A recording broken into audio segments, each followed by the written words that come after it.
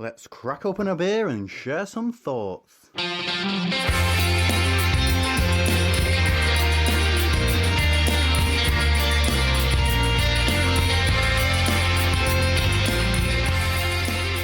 Welcome to Opinions, and this is a special show for us because what you're about to hear is Martin and I chatting with someone who has probably directly or indirectly had some sort of impact on your beer journey.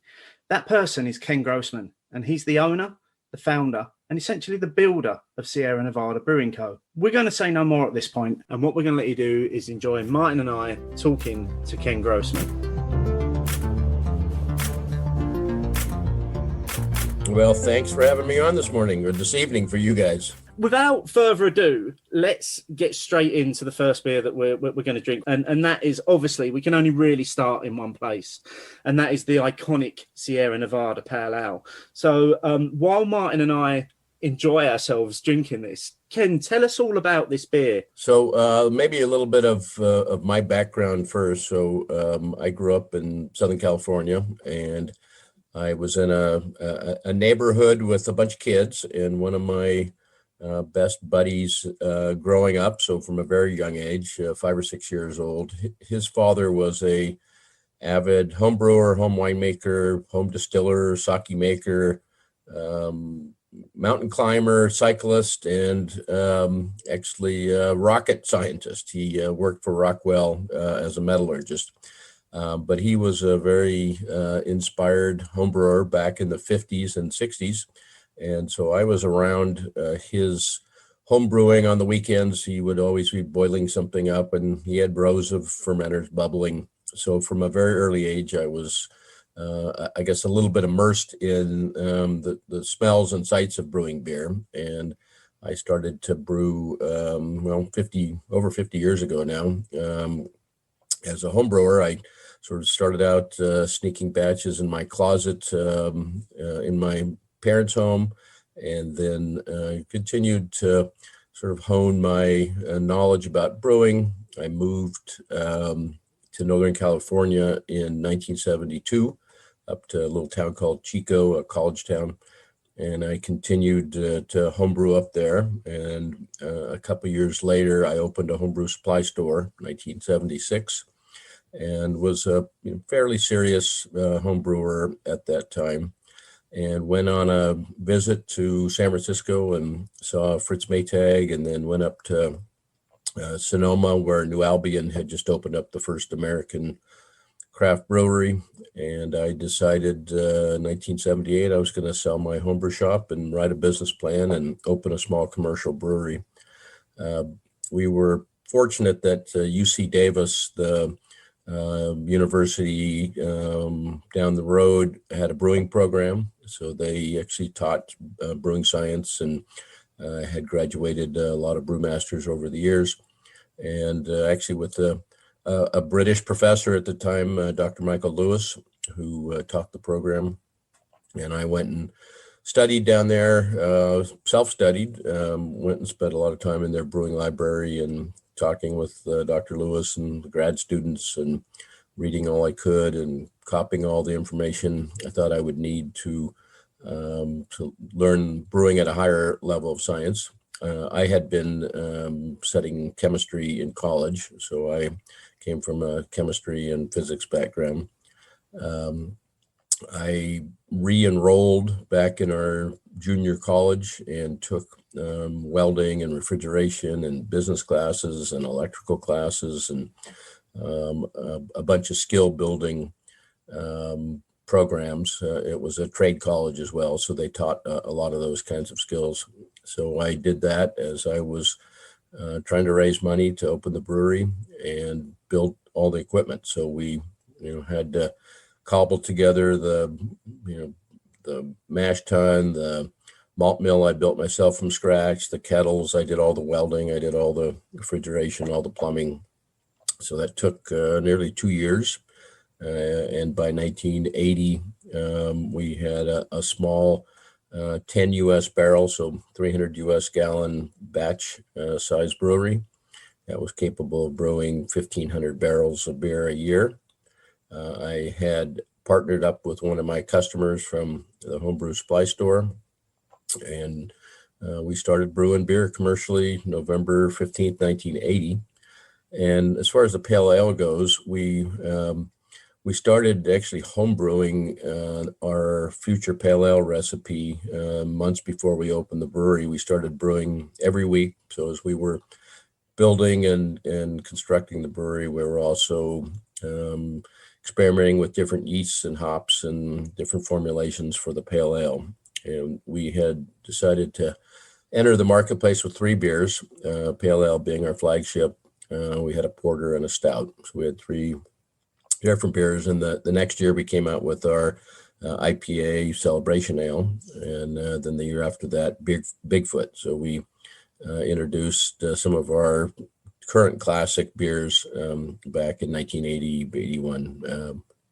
So the pale ale, we wanted to focus on a American pale ale, not a British style. So we tried to choose a hop and a flavor profile that would be pretty unique. And we focused on the Cascade hop, which was at the time, had been developed by Oregon State a number of years before, but hadn't really been embraced by too many brewers because of its unique flavor profile. It had a lot of pine and citrus, and most of the brewers and brewmasters of that era were trained in Europe and Germany, or at least used to brewing using sort of German noble hops and in the styles of beers that were popular in America and actually around the world in a lot of areas. It was lager styles with not a lot of flavor or character. And so the Cascade being, pungent and unique was really not used by many of the big brewers. It was sort of shunned. And we decided to feature that hop. So the pale ale was essentially all Cascades, and a generous amount used during both the boiling process as well as at the end of the finishing process. So a pronounced amount of aroma. And if I think back to 1980, at least in America, the beers were all very homogeneous in flavor, all light lagers pretty much, and all low in bitterness, bitterness around 14, 15 bitterness units at sort of the high end. And our pale ale came in at 38. So it was a bit of an eye opener for a lot of beer drinkers. And it sort of set us a bit apart from the rest of the industry. We bottle conditioned, and we still do. So the pale ale has live yeast in it. We initially did it out of necessity for a few reasons. One, we didn't have any tanks that could hold carbonation or pressure. And so we, made our beer like we did when we were home brewing. And the presence of a little bit of yeast and fermentation when you package also helps control oxygen that gets into the beer during the packaging operation. And since we, at that time anyway, had fairly crude bottling equipment, we sort of needed to bottle condition to mop up any oxygen we picked up. Today we have the state-of-the-art, most modern equipment, but we continue to bottle condition today. And I'm right in saying that none of your beers are pasteurized either, are they? You're kind of staunchly against that as a process, aren't you? Well, in general, yes. We have a little flash pasteurizer that we use for some of our barrel-aged beers that sit for a year in a used wooden barrel, a wine barrel or something, and they might have some micro. So we do a little bit for some of those specialty runs, but none of our regular production beers are pasteurized. And the first time you brewed the pale ale, you say that was back in November 1980. Yeah. What was the initial feedback like? Because didn't a lot of people think that it was a little bit too bitter, and that it was something that they'd never really come across before? Yeah. So to be truthful, we brewed a stout November 15, 1980. So our very first batch of beer was 5 barrels of stout, and we had no intention on selling it. We were just wanting to sort of break in the equipment, and we figured a dark, heavy beer would sort of cover the flaws we made on that first brew. But then we brewed pale ale a couple of days later, and the first batch turned out okay. We didn't plan on selling it necessarily. It was sort of our test batch. We brewed a second and a third quickly thereafter, and the third batch was good enough that we packaged some and gave it to friends and saying, this is sort of what our pale ale is going to be like. And we brewed a fourth batch, and it was a little different, so we didn't sell it. A fifth batch, so we actually dumped the first 10 plus batches of beer we didn't take to market. But once we finally dialed in the recipe and got our fermentations consistent, we knew we could repeat what we did batch after batch. We started selling it, and we couldn't afford a 6-pack carrier, so it was just single bottles of beer. And I remember walking down the streets with a little ice chest and sampling the restaurant and bar owners, and the majority of them hated it, thought it was way too flavorful, way too bitter, way too hoppy. But there were a number of people who said, man, this is great. And so we had a small loyal following. I think I like to say 95% of the people who tasted the first time didn't care for it, and 5% loved it. And that 5% just continued to grow. And, today the whole beer scene is so different with, IPAs at 60, 70, 80 bitterness units, that our pale ale now is considered, an easy drinking, not overly hoppy beer in the landscape of today's IPAs and pale ales. I mean, what I do find about the pale ale is just the drinkability and the balance. And I presume that's something you were always aiming for with it. How close to the beer that we're drinking in 2021 is it to the beer in 1980, notwithstanding the fact that your skills, technology have all improved? But if I had the opportunity to leap back to 1980, would I recognize the beer? Well, the recipe is the same. So we're using the same hops and the same bitterness unit level. And what has changed is the variety of barley. So back in 1980, we had a variety called Clogus that was sort of the standard 2-row variety.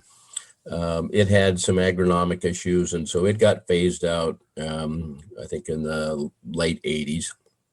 And that happens globally. There's a few heritage varieties that are still being grown, but the majority of barleys have evolved. That probably doesn't have a dramatic overall impact on the flavor. So I would say if you tasted a pale ale today and one back in 1980, they would be very, very close to the same beer. I have to admit, I don't know about you, Steve, I would love to be able to do that sort of side-by-side comparison of the 1980 version. There are some brewers who cryogenically freeze beers and then pull them out years later just for that exact reason, just to see if there's been a drift in the character of their beer over the years. So people have attempted to do that, sort of stop time as far as the aging process and allow you to go back and taste from the past. The sci-fi holy grail, I think that one is. Yeah. I take it that's not something you've tried to do, Ken. You don't have a bottle of 1980. Certainly I wasn't thinking about it in 1980, no. I have some beers from 1980, but I'm afraid they've been sitting on my shelf and they wouldn't taste so good today. Back then, you obviously had a certain confidence in your abilities and the beer that you was producing, to have committed to it so early on as being obviously one of your 3 core beers, but then to have gone out and essentially done all the legwork yourself in getting the brand out there and getting it known locally. You were always kind of, I suppose, in the back of your mind, knew that this was going to be a success? No. No. Those early years, it was touch and go. No, there was no no guarantees that it was going to be successful or that we would be successful, for that matter. If you go back to that era, so in the United States, there was a little over 40 brewing companies in existence in 1980. I think 43 or 44. And that was it. That was all the big brewers, all the small brewers, all the few of us who had started up in that era. So 6 small breweries came into the marketplace between 1978 and 1981. And by 1982, at least two, if not three of those are already closed. And everybody was struggling. So it was not a easy time to be a small brewer. And not that it ever is probably, but back then it was pretty tough. And out of those six today, I'm the only one left. So five that had started in that era have been out of business or gone out of business. So it was, a lot of hard work, a lot of education, a lot of figuring things out on the fly. We didn't know the brewing industry from, there's the distributor side, the, retail side, the marketing side. We were just a couple of kids making beer at home. And so we had to learn, how to operate within the world of beer and beer distribution. So that was difficult. And, besides, trying to make consistent beer and expand our business at the same time with no money, we were very undercapitalized. We actually, I went over to Germany in the early 80s, I think the end of 82, and bought a used copper brew house, 100 barrel brew house, and brought it back to the States and wrote a second business plan and tried to borrow money to install that bigger equipment, because we realized that we couldn't survive off making just 10 barrels of beer at a time. And we were unable to find any financing to install that bigger equipment. So it sat in storage until 1988, just sat in crates, waiting for us to grow our business and our bottom line enough that we could borrow some money from somebody. So it was a rough 7 or 8 years, just getting to a point where we had a real business that could, then get some capital infusion from banks. During that time, Ken, was there ever a moment where you thought, maybe I should have taken the bike shop option? Yes, many times. Because that is a very keen passion of yours, is cycling, and you were very much a mechanic with the bikes in the early days. So I can imagine that would have been like why am I doing this? Yep. No, I remember a number of times sitting down, because I'd put every penny I had into the business and I didn't really have a backup plan. It must have been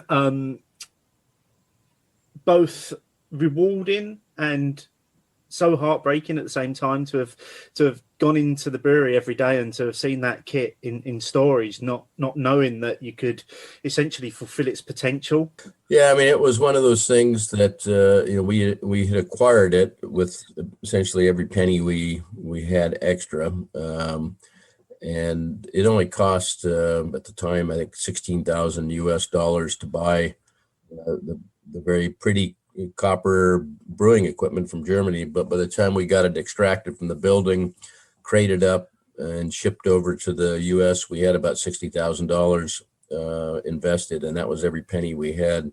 So we had no means to do anything with the equipment without raising the money. So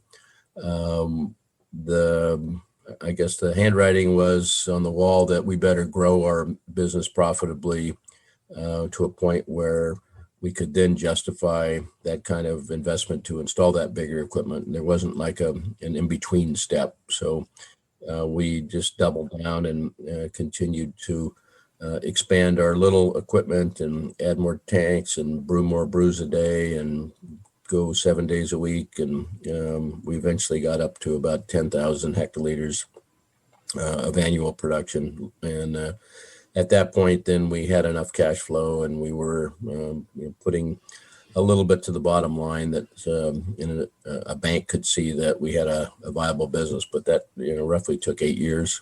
And that copper kit that you bought from Germany, is that the one that you're still using now that sits in the brewery in Chico at the moment? Yeah, it is. It was built originally in 1961 by Hopinions, and it was installed at a small family brewery in the town of Aschaffenburg. It was called, it's part of Bavaria, on the edge of Bavaria. And it was located by Hopman for us as a shuttered brewery. And it came over to Chico, I say, in the early 80s, and we're brewing on it still every day today. That's incredible. I mean, it's just that's a sign of craftsmanship there, isn't it? That a piece of equipment that was designed all that time ago is if you look after something and you treat it well, it will continue to work, won't it? Yeah, I mean, 60 years old, and it's brewed beer pretty much every day or most every day since then. Yeah, I mean, that's one hell of a story about a piece of kit, isn't it? That's brilliant. Yeah. So what was the first brew that you did on that kit? It must have been pale ale as well. No, actually, it was stout, because that's been a tradition of ours now. The very first time we commission any brewing equipment, we make the same recipe of stout that I made my very first brew. We actually try to do it on November 15th. So we've done it most of the times. We target November 15th to commission a new brew house. So we did that in Chico when we first commissioned my original kit. Then we did it when we brought in the one from Germany. We did it when we expanded, and we did it in North Carolina as well. So it's sort of a history for us now that we break things in with that stout recipe. Well, speaking of which, that would seem like an excellent opportunity, because the pale ale disappeared, Steve. It always does. I've just got to say, Ken, it's as much of a pleasure as it is to sit here chatting with you. It's also a great opportunity to thank you for brewing that pale ale, because it's been a beer that certainly for me has been a real part of my beer journey, more or less every step along the way. And I know a lot of our listeners as well have said in the past, and very much relate to the fact that was really their kind of craft beer awakening, was the first time they tried Sierra Nevada Pale Ale, and that has just been just those few moments of listening to you talk about the early days there while enjoying your beer was a real kind of bucket list moment for me. So thank you for that. I think Martin mentioned balance, and that actually is one of the things we've really tried to achieve, even when we make really hoppy beers, is trying to have them have a level of drinkability so that you can enjoy a second one or more if you're so inclined, but trying to keep the hop and the malt character in a balanced range so that it's still pleasing, even though it may be really hoppy, really intensely flavorful. I think to echo what Steve said, I think with the pale ale, you definitely have achieved that over the years. It's definitely one of my craft beer moments, and certainly the beer club I've been running at work for 10 years, it featured in the second tasting. And again, for a lot of people, it was like, wow, what is this and where does it come from, and how do I get hold of it? The stout, which you mentioned earlier, has been one of your first brew, and also bringing out the porter at the same time. One thing I noticed there when you said that is that you bought a pale and two dark beers at the same time, which is almost counterintuitive to the way you described what the beer market was like in the States, with it being mainly light lager driven. What prompted you to do a porter and a stout as well as the pale ale? Well, again, we were very naive about the beer industry and the consumer. We enjoyed stouts and porters drinking ourselves. I think we were somewhat inspired by the historic nature of what small breweries were doing 100 years before. And we had some old brewing texts and old historical brewing books. And quite often you'd see so-and-so's small brewery, and written on the side of the wall of the brewery was, Steve Smith's pale ales, porters, and stouts. And so it was more of a throwback to sort of the era that we were wanting to recreate with our beers. And ales, porters, and stouts were, more commonplace 100 or 150 years before. And little breweries, that sort of was their lineup. And that's all the market research we did, not what the consumers wanted, but sort of what our history would have looked like if we had opened up 100 or 150 years before. And obviously people consume a lot less dark beer. And so in our business plan, I think we showed selling equal amounts of pale ale, porter, and stout. And obviously that wasn't the case. We sold 90% pale ale and a few percent porter and stout. Looking at the bottle that I've got in front of me, it makes a point of saying West Coast style stout. What's the thinking behind that? Is it? I mean, there is quite a bit. There is a bit of a hoppy character to this stout. Is that what you're sort of referring to? Yep, yep, yep. We, again, try to balance the malt and the hops, but we, made a hoppy stout from the beginning. So it had, higher bitterness levels in the pale ale and very malty, as opposed to a sweet stout that maybe had a lot of malt character and very little hop character. So we wanted to, impress the point that it was a hoppy style of stout. And that wasn't on the package in the beginning. So that got added, at some point over the years, just as I guess to set the tone of what the beer is going to be like for those who understand East Coast and West Coast variations in hopping. So early on, when IPA started to become popular, and a beer like our Celebration Ale, which is, quite a hoppy and dry hopped IPA, on the East Coast during that same early or late 80s, early 90s era, the IPAs back there were much sweeter and less bitter. And so there started to be the East Coast, West Coast division between brewers, and mostly in good fun. We would, jeer each other about, whose beers are better balanced, more drinkable, more flavorful. And a brewer came out with a device to add, hops as the beer was dispensed. And the people on the West Coast said, we put our hops in where they belong in the beginning of the brewing process. We don't have people and infuse them on the way to the glass. So there became a friendly rivalry between the two coasts. And I think that stylistically is not so much of a distinction anymore, although the hazy IPA craze that's happened in the U.S. was somewhat an East Coast style of having very hop forward, but not necessarily bitter IPAs. So the hazy IPA style is more of a high flavor, moderate bitterness, versus the West Coast style of IPA, which is more of a higher bitterness, higher hop flavor, a little bit drier potentially. Okay, so you're mentioning the West Coast was something that came later on as the East-West Coast battle lines were sort of drawn over the years. I had no idea it went back so far. I thought it was a fairly recent East-West battle.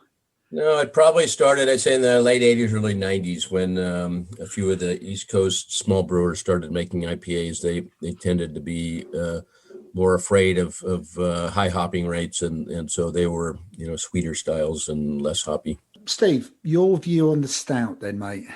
How much, all right, is there anything bad about this stout for you? No, I mean, I love a dark beer. I really do. I think I'm quite a seasonal drinker.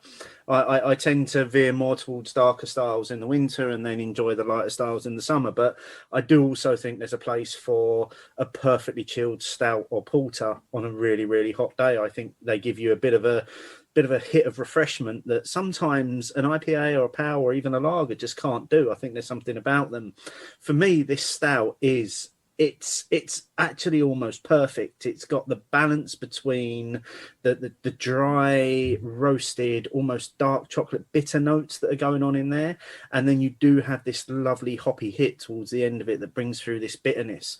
Again, though, I think the key thing for me is that word that we've used a few times, Ken, and that's balance. There's a certain balance to every single Sierra Nevada beer that is just so prevalent in your beers. Yeah, you mentioned on a hot day a chilled stout.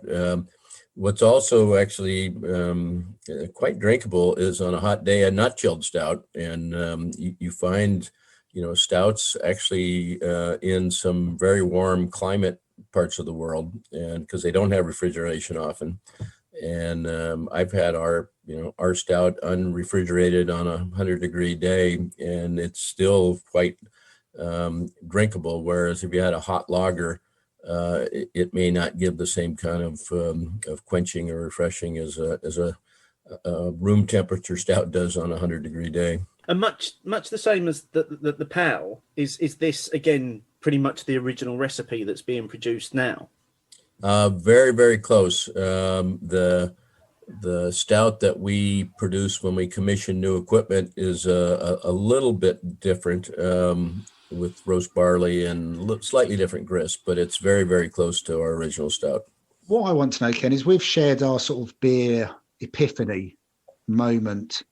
I'm going to assume you've got one as well. What was the beer that said to you, oh, there's something else other than light lager? You know, as I mentioned, I had a neighbor who was a home brewer, so I used to sneak his beer. His son and I used to sneak a little bit of his home brew, and he actually would brew stouts as well. And so, you know, going back to my early memories of beer, I would say there were some of his beers that were pretty amazing.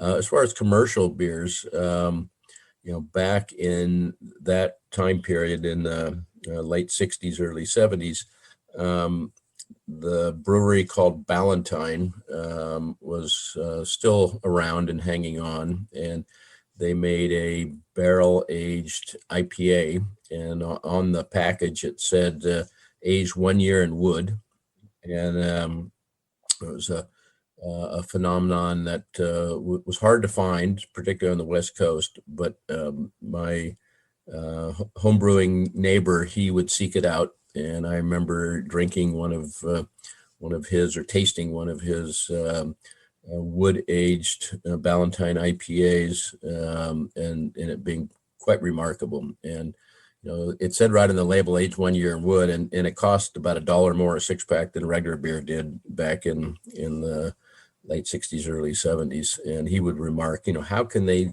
do that? How can they age a beer for a year in wood and charge, you know, $1 more a six pack? Well, they didn't very long. They went out of business soon thereafter, but it was one of their specialty offerings. And I still remember that, tasting that. And actually I had a chance to taste it again later with Fritz Maytag, matter of fact, back in around 1980. So, sorry, I'm this may be my naivety coming through, is that there was barrel-aged IPAs in the 60s. See, I thought the barrel-aging aspect of IPAs dates back to centuries ago, because that was the only way we could store them and send them abroad, etc.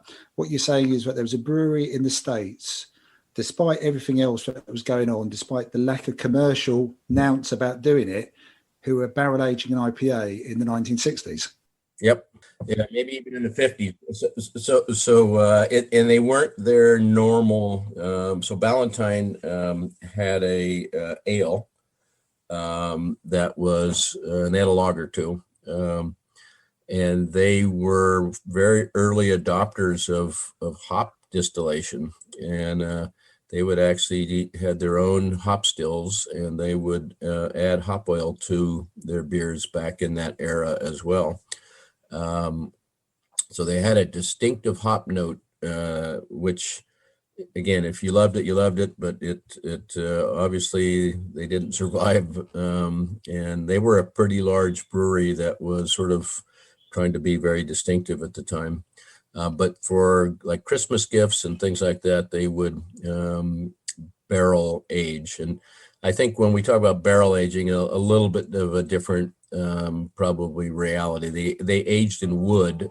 I don't know that the intent was to extract a lot of the wood character, because a lot of breweries back then did have wooden fermenters and wooden storage tanks. And in many cases, they were lined with wax or mammoth or some other coating inside the wood. So I think the intent was not so much to extract wood flavor as it was they were aging the beer in a tank that was wooden, and it may have been completely or nearly lined with some kind of a coating. So I think less to extract the wood and more that's just what they stored their beers in for the year cycle. I'm still gobsmacked by the revelation of 1960s barrel-aged IPA with hop oils in it as well. Like, seriously? Like 40 years too early, by the sounds of it. It does feel like it's almost come full circle, doesn't it? I mean, it sounds like they were way ahead of their time. They were. I said the brewery closed. The label got bought by somebody. They moved production to another brewery. It was never quite the same. So the very, very early Valentines that I remember, I think were a lot more memorable than the ones that came shortly thereafter. Yeah, I mean, that does sound a bit of a shame, but yeah, I can't imagine the selling of that as in like any sort of mass market or even almost niche market. Yeah, again, they did produce a lager, so that was probably, they saw the handwriting on the wall, and they had an ale and lager out. I remember right when I was just in my youth, and then years later, when we were starting the brewery up, we bought a whole warehouse full of returnable beer bottles with labels on them that we were set up to wash the labels off, sterilize the bottles, and reuse them. And so when we first started the brewery, our bottle source was thousands of cases of bottles that came from closed breweries. And one of the breweries we bought a lot of cases of empties from was the Meyer Brewing Company in Southern California, which had gone out of business quite a few years before. But in their warehouses were pallets and pallets of empty bottles. And we brought all those up to Chico and ran them through our bottle washer. And sadly, a lot of those bottles were from the 40s and 50s, and the labels on them were these just amazing brands that had long since ceased to exist. And we, I pulled out a few unique bottles. So I have some from that era, but I have Lucky Banker's Ale made by the Lucky Lager Brewing Company. We did get some of those Valentine's bottles. Some were given away as Christmas gifts, the barrel-aged stuff or wood-aged stuff.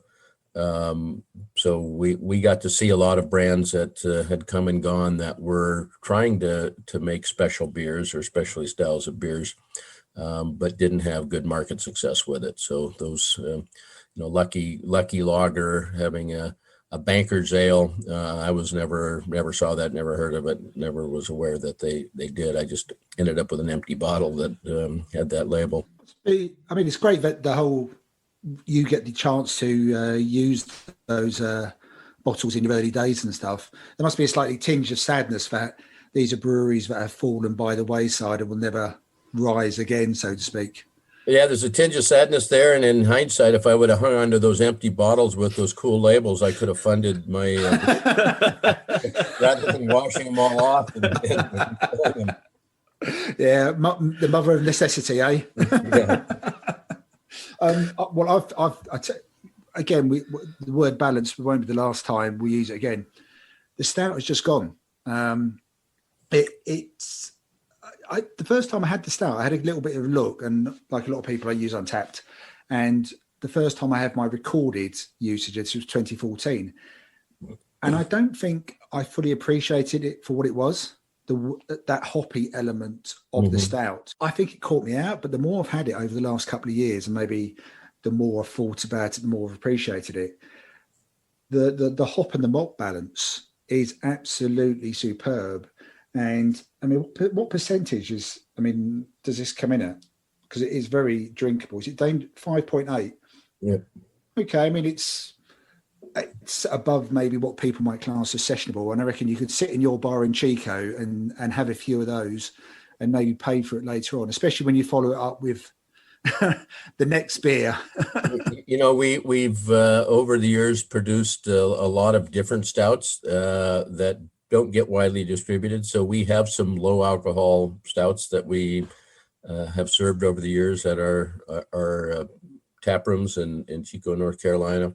The 4% or so nitro stouts, we've produced those. We've produced a lot of barrel aged versions. So again, there's a not necessarily a wide market for beers like that, but there's a group of folks that like to enjoy their dark beers with roasted flavors. So we've made a big range of stouts. Just one final question on the stout before we move on to the next beer, and that It's to do with your branding. I mean, the Sierra Nevada branding is completely iconic. It sort of always kind of harks back to your heritage and your history and where you're based.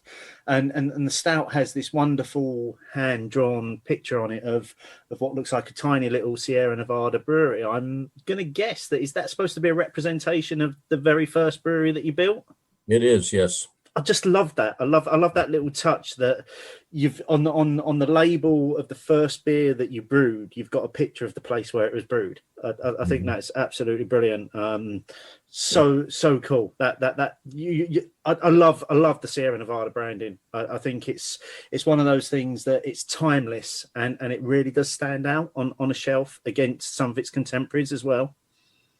Yeah, we actually, the person who drew the first label was a home brewer and was in the Maltose Falcons, which was the very first homebrew club in America.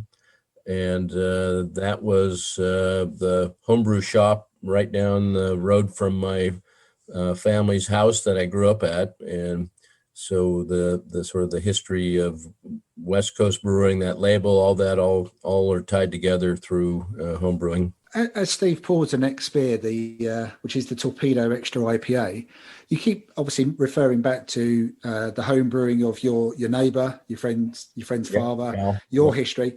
All the time, this was illegal, wasn't it? Yes. and this is a throwback to Prohibition, isn't it? Or the repeal of Prohibition. Yeah, when Prohibition was repealed, they did make an allowance for home winemaking, but they never put on the books an allowance for home brewing.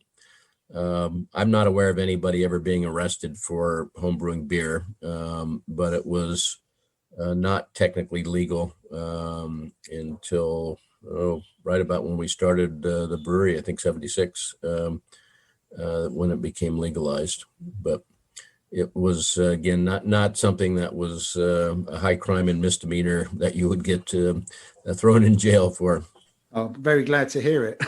I've just cracked open my Torpedo IPA, so I'm just going to have a quick sip of that. Well, while Martin's enjoying his, Ken, obviously we are going to talk about Torpedo now. You decided you needed to find a way of getting more hop characteristic into a beer, didn't you, in the development of this particular beer? Yeah, so I guess a little bit of history about the Torpedo. So the Torpedo is both a device and it's a beer. And we have had a number of brands over the years that have been dry hopped. And for the listeners who don't understand exactly what that is, it's infusing hops into beer either during fermentation or after fermentation, versus the normal use of hops, which is historically been in the kettle. And so most hops get boiled, and they're boiled for a variety of reasons. One, it sterilizes them. Two, it extracts the alpha acid and beta acids, the bitter fraction of the hop. And three, it allows the hop oil to get volatilized and both driven off in some cases. Some brewers don't want a lot of some of the hop oils. There's literally hundreds of compounds that go into a natural hop that are created during the growth of that hop. And so some brewers boil the hops to drive off the myrcene and some of the other volatile compounds that cause a lot of those aromatic qualities that we love. And dry hopping allows you to infuse the beer with a lot of that aromatic oil, but not convert or extract much of the bitterness. And so we dry hopped Celebration in 81, our first year to brew that. We dry hopped Bigfoot in 82, and we've dry hopped a lot of beers over the years.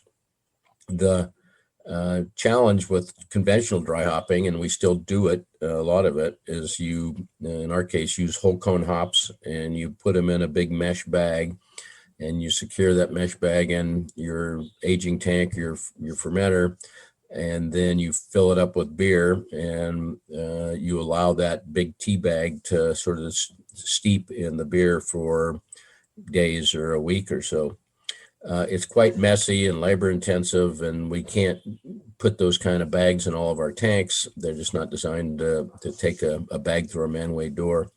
And so we started experimenting with a way to dry hop differently. And we came up, we were experimenting with Celebration Ale one year and came up with a tank, a vessel that we could pack full of whole cone hops and then circulate the beer through. And so that we nicknamed the Torpedo because it was a tall cylindrical vessel with a dome top and bottom. And so we played around with that one year, and then the next year we came out with Torpedo the beer, which utilized a bunch of those torpedoes packed full of fresh cone hops, and the beer circulated through it for a matter of days. So it's a process a little less labor intensive, but when you're using whole cone hops like we primarily do, they're still quite bulky and a little difficult to handle, both dry and wet. So the beer and the process, the torpedo beer and the torpedo process go together, but we use the torpedoes to do other dry hopping as well. I think the outcome is essentially another delicious beer. It's a beer that actually takes all of those characteristics and those flavors that you're used to from a Sierra Nevada beer, and it does just magnify them.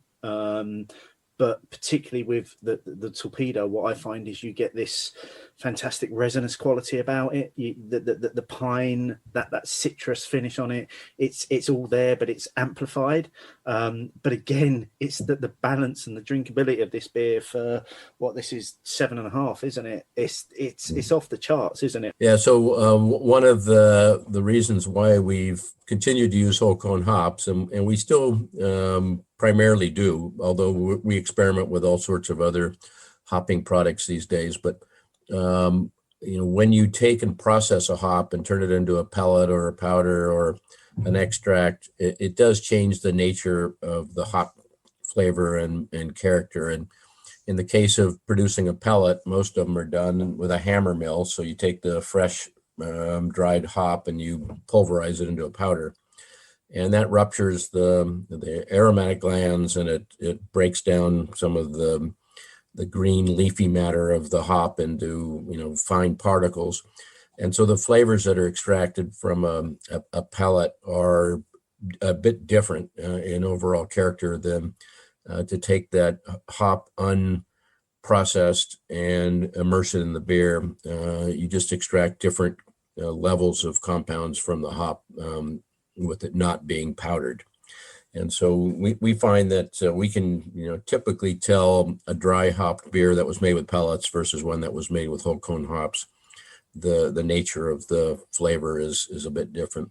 And it's not to say that powders or pellets produce an inferior beer. They just produce a different flavor profile. And is that why you're so committed to using whole cone hops wherever possible? Yeah, again, we think they bring a little bit, less of a vegetative character. When you grind up the hop, it does allow more of the plant material to be extracted, more of the tannins and other flavors. So, and again, we use both products, but we are firmly committed. The brands that started out with whole cone hops are going to continue to be made with whole cone hops. So the pale ales, all whole cone, the porter, the stout, the beers that had that sort of pedigree will continue to be made that way. And am I right in saying that you grow your own hops as well? We have a experimental hop field and barley field. So we have over 100 acres of of ground that we farm. So we have our own little farming crew, and we have a hop picking machine, and we built a hop kiln. So we do some full estate beers. So it's all organically grown. So we grow and harvest and do all that ourselves, and make the beer from 100% of materials that we grow ourselves on our own property. So we started doing that, probably 15 years ago, with hops and malt. And is that the site at Chico where you do all of that growing, or is that? It's all in Chico. Yeah, we have a little bit of hops growing in North Carolina, and we've grown some barley, but we're not. The climate conditions there, it's pretty moist, and so there's more problems with mildew, and to try to do it organically is pretty difficult in that climate for hops and barley. Sorry, I was just going to ask again. We've mentioned Chico quite a few times, which is obviously the home of Sierra Nevada, your home for a long while.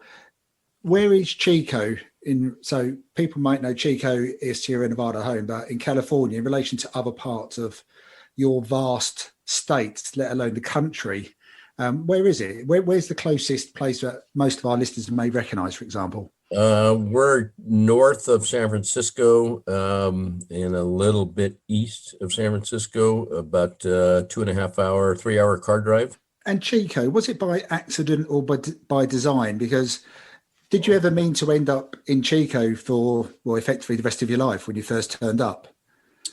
Well, I moved there with a couple of college buddies. They were a year ahead of me, and they were moving to go to Chico State, and I had just graduated from high school and wanted to leave Southern California. So I moved up with them, and they attended college, and I started working in a bike shop.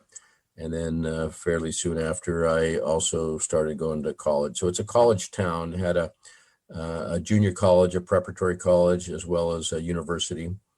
And so a fun town, a lot of young people for the size of the town. It was very small when I moved there, less than 40,000 people, and the university was about 15,000 of that. So it was very much of a fun young city, close to the mountains, creeks and rivers flowing by nearby. So there was a lot of recreation you could do.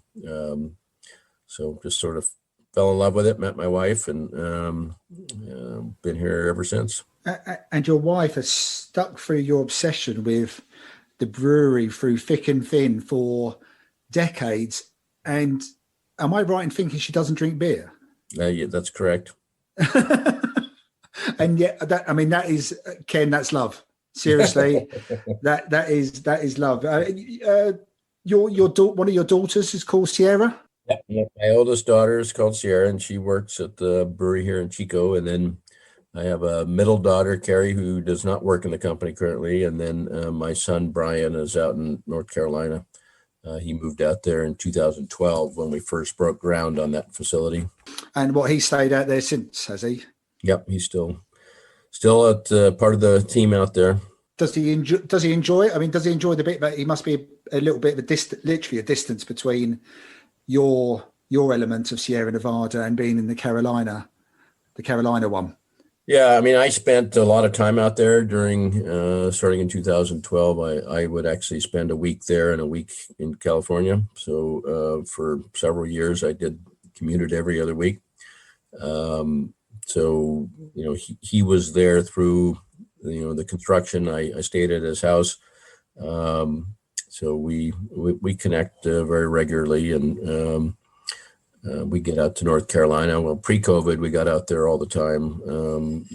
Right now, not so often, but we'll plan on making regular visits. We've got 2 grandchildren out there and 3 in California. So we'll split a lot of time between the 2 parts of the country.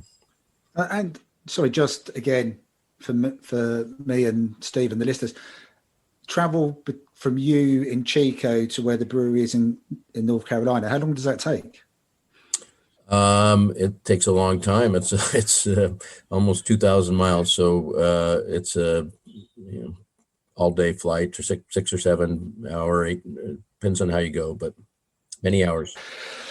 The vastness of the America is just sometimes overwhelms me when I think about it, because that's fairly much the same time as going from London to New York or London to Boston, and we've crossed a whole ocean in that time, and you're still crossing a landmass. Yeah, I think that is fantastic. But 2 out of the 3 siblings are very invested in the brewery. Maybe the third, who knows whether the third one will dive in as well. Yeah, she used to work for us, and I think the dynamic of three siblings was too much. Two is a good number. I've got two brothers. I understand. And it's still very much a family business as well, isn't it? Isn't Yes. it, Ken? It's very independent as well. You wholly own the business, and you're still the third largest independent brewery in the States, are you? Second or third, yeah.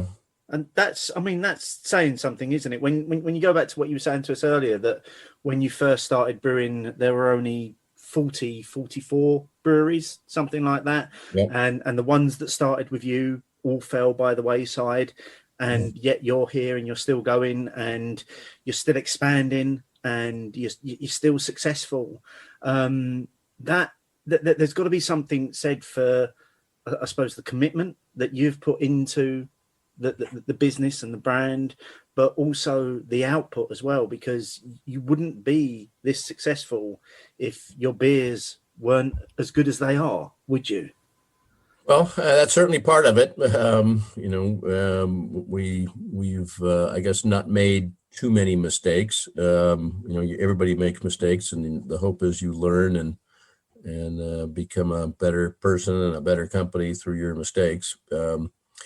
But certainly a lot of hard work, good beer, and today, the beer industry, the craft industry. I don't know how many brewers are going to survive through COVID, but there's 6,000 or 8,000 or something that are now in existence in America.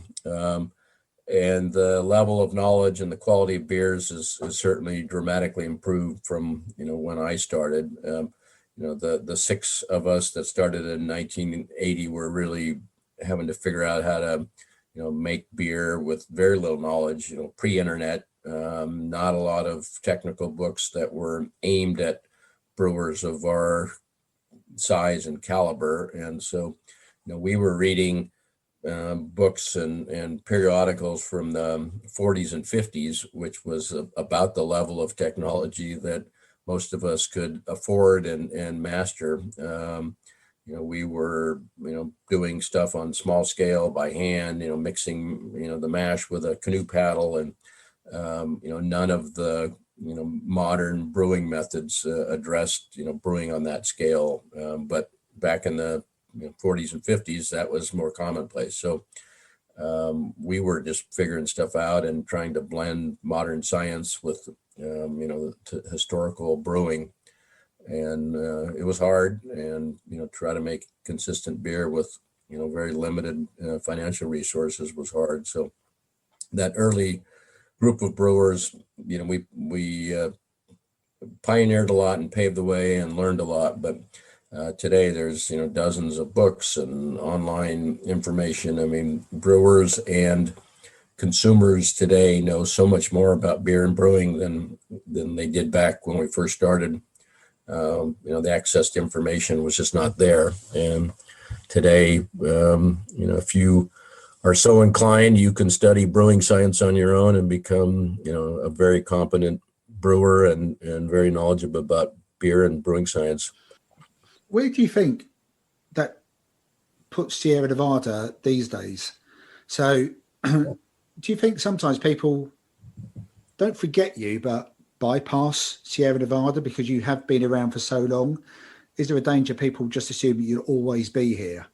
And do you have to carry on innovating, producing, not quite reinventing, but just reminding us that you're here? Most definitely. Yep. The consumer's got so many choices today, and there's so much innovation happening in the beer space, with some things that are amazing and some that are really crazy, but the consumer is driving sampling and driving the brewers to make bigger, different, stronger, weird concoctions, milkshake IPAs. The waves of innovation are pretty crazy at sometimes, but I drank a number of milkshake IPAs yesterday, a style that I don't know if you've seen or heard or tried, but just a crazy innovation of, lots of fruit puree and slightly sour mash.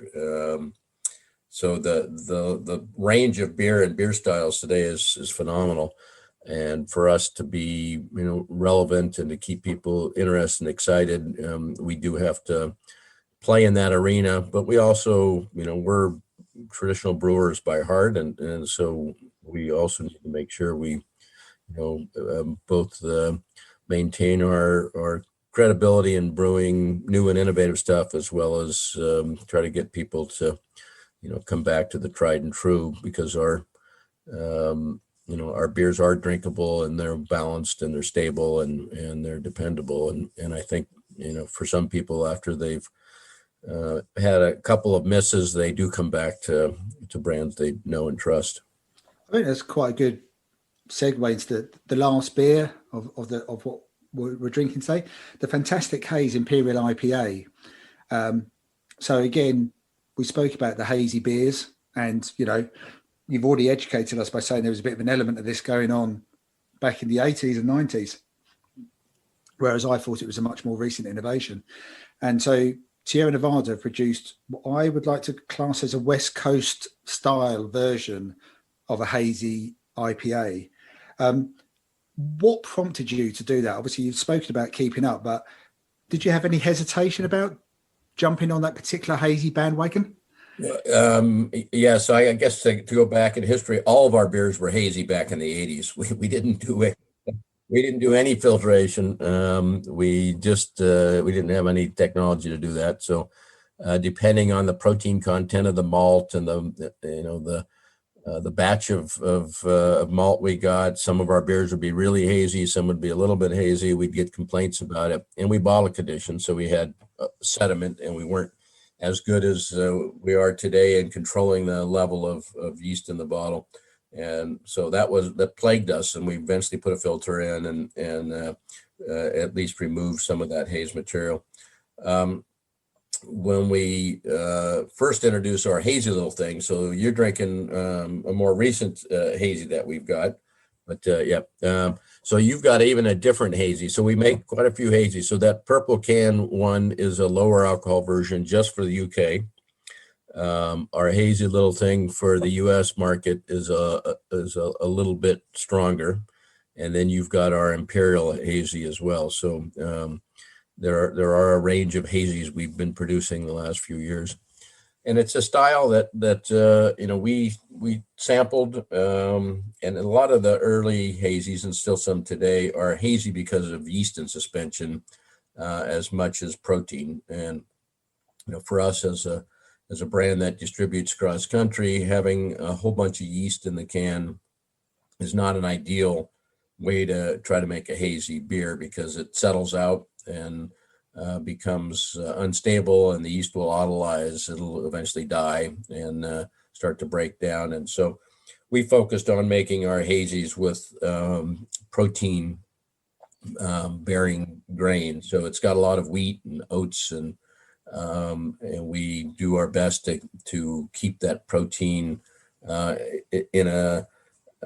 in balance so that it stays up in the suspension. It's actually really hard to make a hazy beer stable. Way easier to make a clear beer, as it turns out. But we started to, realize that a lot of beer drinkers, are turned off by the really hoppy IPA, the hop levels in some of the IPAs.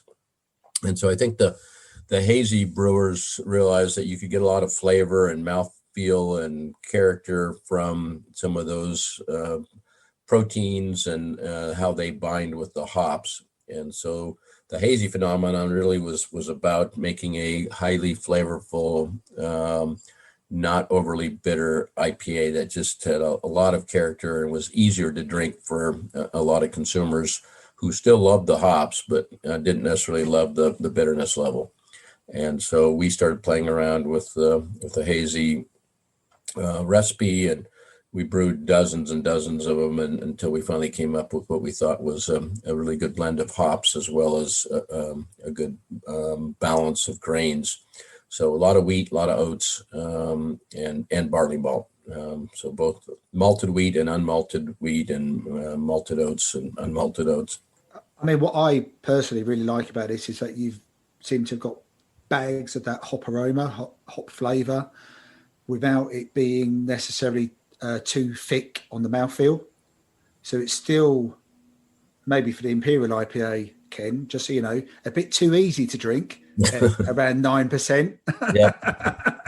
So I think it's very good for you that at 8 a.m. in the morning you're not joining us on this particular part. But it's so fruity and flavourful.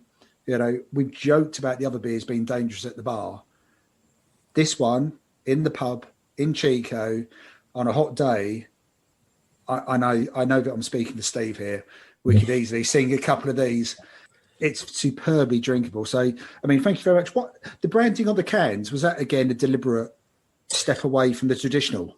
It was. So when we did the first hazy, we had no idea how successful it would be, and we thought it was maybe going to be a 1-year launch that we would enter into that marketplace and just see how it went. It's turned out to be, it's the #1 hazy in the United States, and it's approaching the volume of pale ale as far as what we're selling. So it's really, yeah, wow, done amazingly well. It's been growing at double digits or triple digits since we released it. And we thought, I think our projections, and I'm probably going to get it wrong, but I think our projections the first year were 40,000 barrels, and we ended up doing 80. And the next year, I think we projected it was going to slow down, and we ended up doing almost 200,000 barrels. So it's taken us by surprise how popular it is and became. And again, I think it's because people are looking for a lot of hop flavor, but not necessarily everyone enjoys the hop bitterness. So it's an alternative to a West Coast IPA in the way that you're getting most of what people are looking for, and I guess less of what some people object to. Yeah, I mean, I think it's still got. It may not have that massive bitter hit, but it's definitely got a piney resinous. It's still got a bite to it. There's still a finish, and sometimes with what I find with maybe some of the cloudier beers and some of the softer ones is that you don't really get a finish. It is a continuation. This one gives you a finish, but that finish says drink more. Yeah, it's actually, these beers are incredibly expensive to brew and difficult to brew because they have literally pounds and pounds of hops per barrel. So the hopping is triple or more, quadruple what our pale ale would be. But you're really trying to get the flavor extracted and not the bitterness. And so how you use them is quite a bit different. You don't boil many of them. So all these hops end up added to the fermenter. When the fermenter's in the middle of fermentation, we add a bunch, and then we add more after fermentation when the beer's aging. So we're utilizing just an incredible amount of hops, but using them really just to extract the nuances of flavor rather than the bitterness. I'm just going to sip for a little moment. I'm just going to sip for a moment and then fall back. And all that Ken will see on the screen is my feet in the air. just while we're drinking this, Ken, you've mentioned it a couple of times, and there's no avoiding it really. The last year has been really difficult for everybody, worldwide. How has COVID impacted on Sierra Nevada? Yeah, it's been a brutal year for, everybody around the globe, certainly. And some industries have been, really hard hit, restaurants and bars particularly. And we operate 3 public places. We've got a pretty good sized restaurant in Chico. We've got a small tasting room in Berkeley, California, so right in the Bay Area. And then we've got a large restaurant pub in North Carolina. And all those closed just about a year ago. And we have not opened them up to the public since. We've kept them closed. We have done some food to go and takeout out of the Chico and Mills River, North Carolina locations to at least keep some business going. But we lost 95% of that part of our business, and the whole on-premise part of our business, which was nearly a quarter, that went away almost overnight as well. And so we took a dramatic hit, when all the restaurants and bars were forced to close across the country, or most all of them anyway. That part of our business just went to zero.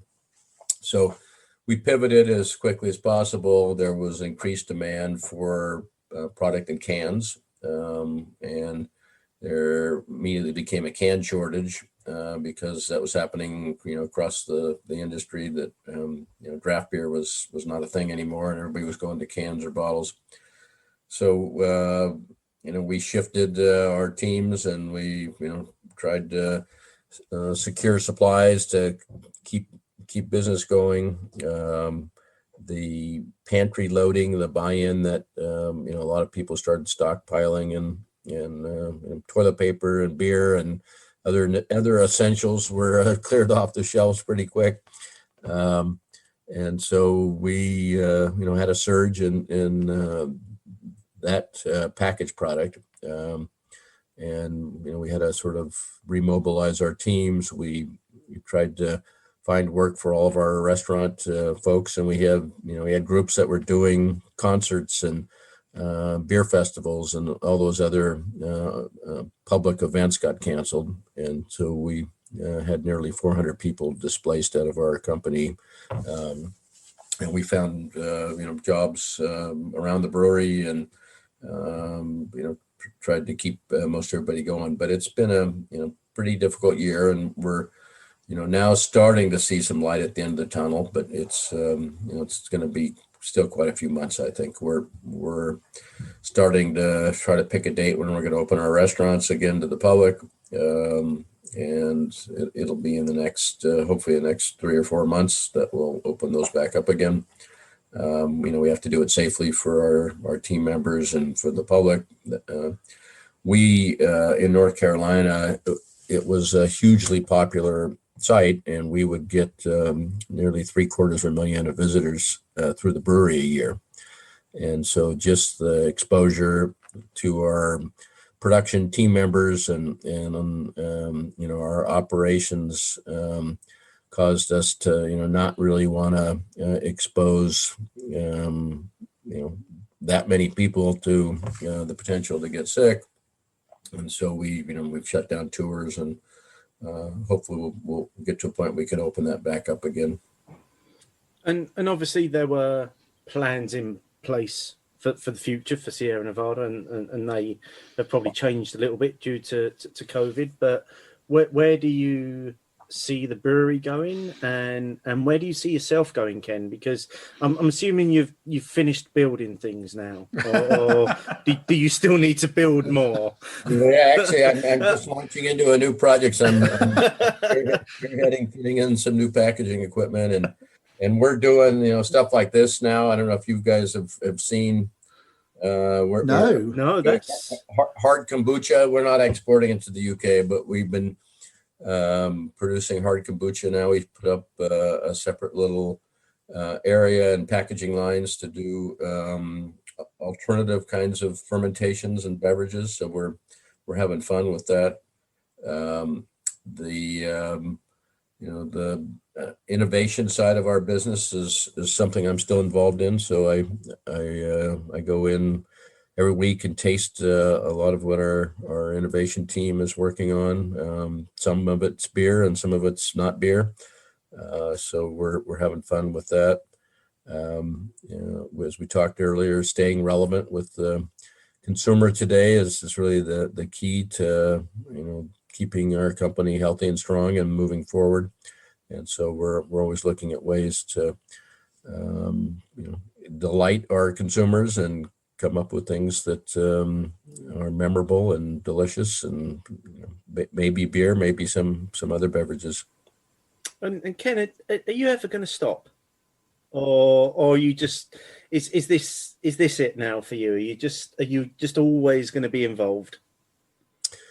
Well, I mean, I'm trying to retire, so I would say I'm semi-retired right now. I have I turned over the reins. I'm not the CEO anymore. I'm the chairman of the board. I have a great CEO who's been in the industry almost as long as me. And with two kids involved, we'll see what roles they want to have in the future. But as long as I'm having fun, I'll continue to do it. But I do like riding my bike and doing other things as well. So I'll try to find more time for that and spend time with my family and my wife. And just one final question, really. If there was a single beer other than one of your own that you wish you could have brewed, which is that beer? Boy, I've traveled the world quite a bit. I've drunk beers from hundreds and hundreds of breweries, and as I said earlier today, there's just some really interesting and great beers out there. There are styles that we have dabbled with but don't regularly produce that I love.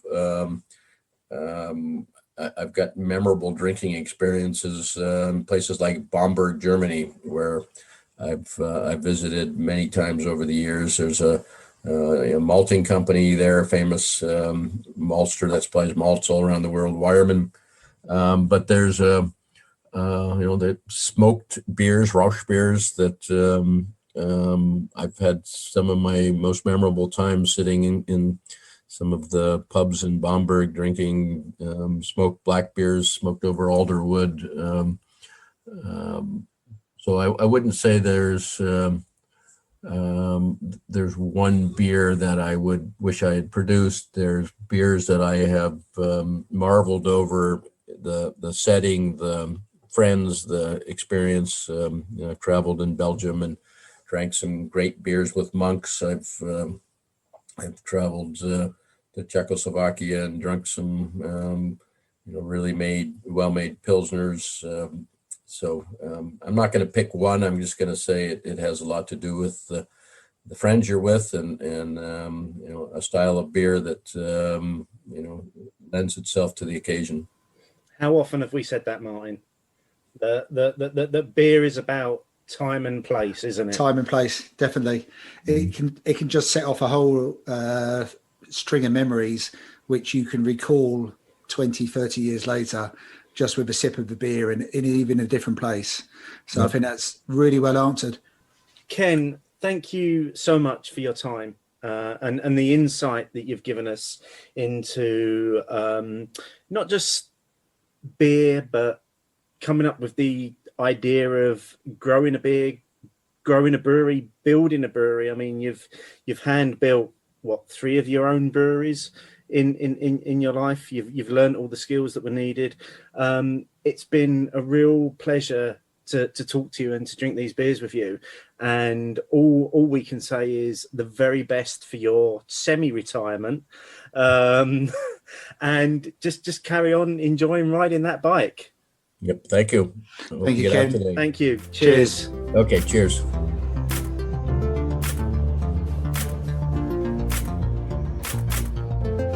Well, mate, wasn't that just the most amazing afternoon that we've had? Oh, it was amazing. It wasn't just amazing. I wish we could have just carried on for a lot longer, just chatting. When I say chatting, listening to Ken, I could have sat there all afternoon drinking a wide range of Sierra Nevada beers, just listening to Ken tell me about 40 years of it. It was absolutely stupendous afternoon with him. I couldn't agree more. And were it not for the fact that due to the time differences, Ken needed to go and have his breakfast, I think probably you and I would have carried on for many, many hours. Yeah, much to his pain, we would have carried on.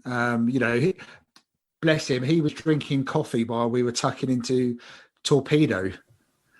I know it's and that's just mad, but I think one of the things we've got to thank for this is the world that we now live in, and the fact that I've said this before, that the Zoom has just made the world a little bit smaller. and we've been able to connect with people that we would never have thought that we've been able to connect with. And obviously, for both you and I, Sierra Nevada have a very special place in our beer journeys. But it's not just us; it's many others as well. Because we did recently ask a question on the Hopinions polls in terms of, is there a single beer that has had the biggest impact on your beer journey? And there were a lot of people that came back with Sierra Nevada Pale Ale. So Beer Bear at Yogi Beer 81 said, Sierra Nevada Pale Ale changed what I thought beer could be completely.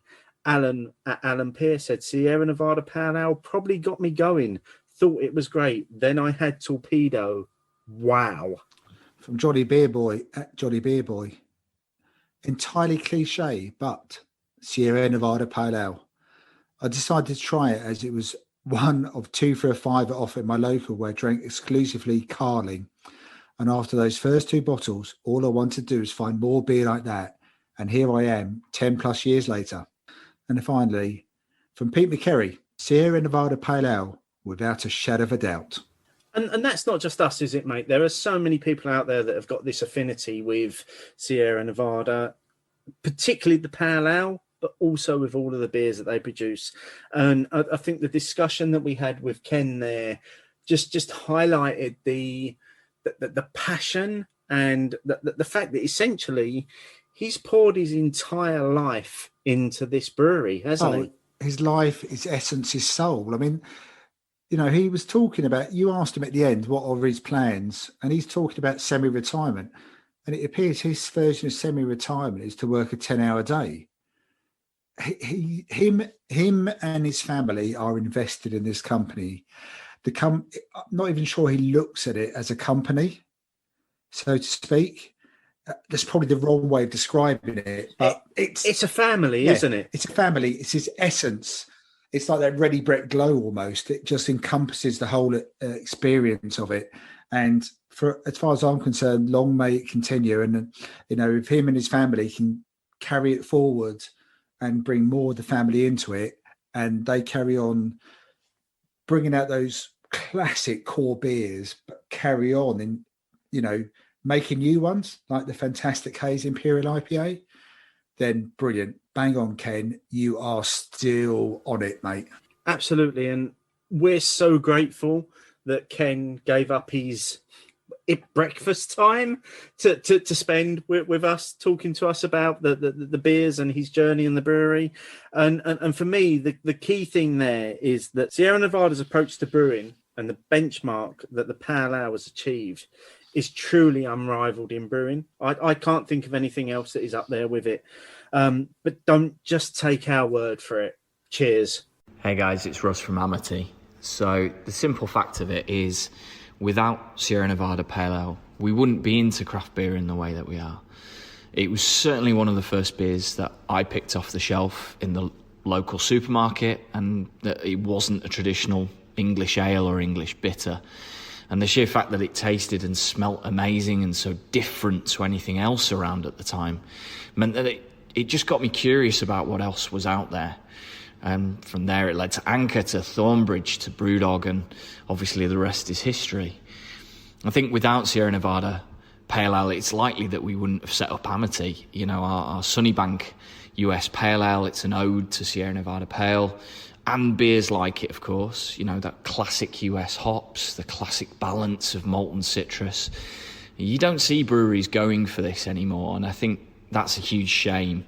And actually, it shows the legacy of Sierra Nevada Pale in that it is still out there. It's still on store shelves. It's still selling in the UK, and actually, I think it's actually in growth in the US too. It's down to that incredible lasting appeal of a beer.